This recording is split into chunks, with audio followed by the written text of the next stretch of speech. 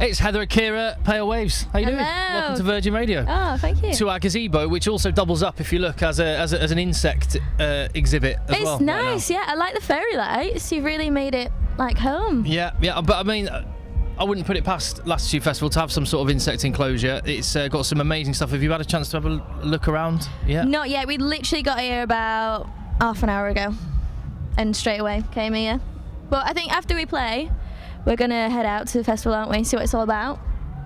So I'm excited. Yeah. And you mentioned you're going to stick around for the headliner tonight. Yeah, we have to see Lana Del Rey. Kira's like her biggest fan, aren't you? No, I do like her. I mean, who doesn't like Lana Del Rey? She is an enigma as well. She's like Jessica Rabbit in human form as well. Kind of mysterious. Yeah. Yeah. Just like this, like, goddess. I hope we meet her. Oh my god, I think I would actually get a bit starstruck. Like, would that be a highlight of the summer if you had a little bit of time? Because it's been an amazing few months for you supporting Muse in those arenas. That must have been something else.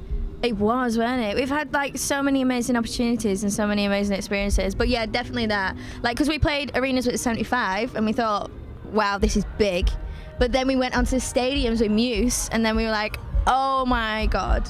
It's literally like something else. And that's as big as it can get, right? Yeah, it was crazy, wasn't it? Yeah. What did you feel like? Scared. It was like a different crowd. It was like older men.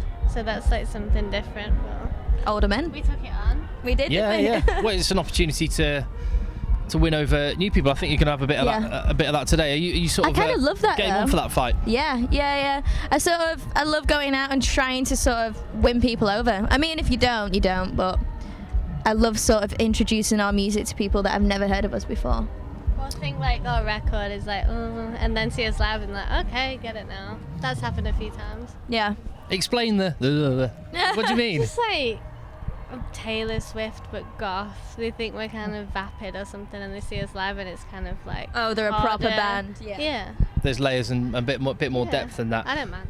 That said, you're sort of you've been at the forefront of a kind of 80s synth revival over the last few years. Yeah. Well, what do you think it is about that's sort of had such a kind of comeback, if you like?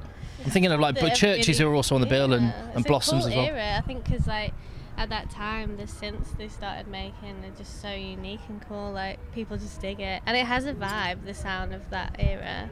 Yeah. And it just like everyone likes it, including us. And us, like, as human beings, we always want to sort of bring back the past, or like make everything seemed cooler then, so we're trying to make it cooler now. And so yeah, and we just love the 80s because our parents like listened to that, and that's what we grew up around. So I think it's very nostalgic for us. I listened to your record, and maybe we can start something here. Try and kickstart something that might get a bit of momentum. You guys need to score or write some tracks for the next Stranger Things series. Yeah, we said this, didn't we? Kira actually played me a track the other day that she wrote, and I was like, this sounds like it could be on Stranger Things. And I think you and Blossoms between you could nail that. Yeah, So definitely. let's start that here. That's a Manchester band. That's a come and get me plea. Unite. Yeah, right, definitely. excellent. How are you at festivals? I'm full disclosure, I'm not feeling great being a bit feral 3 days in now. Oh, really? How are you in that sort of environment with... I mean, I don't camp. I can't do that. No, can't do that. I did it once, and I was like, never again. No, I'm not that good at all. Bless you. And he did that for like 5 seconds. I was like, oh. How are you at festivals? Like camping? Yeah. No. No. You feel like you could sleep in a tent, right, and you've not even had a drink, and you could wake up with a hangover.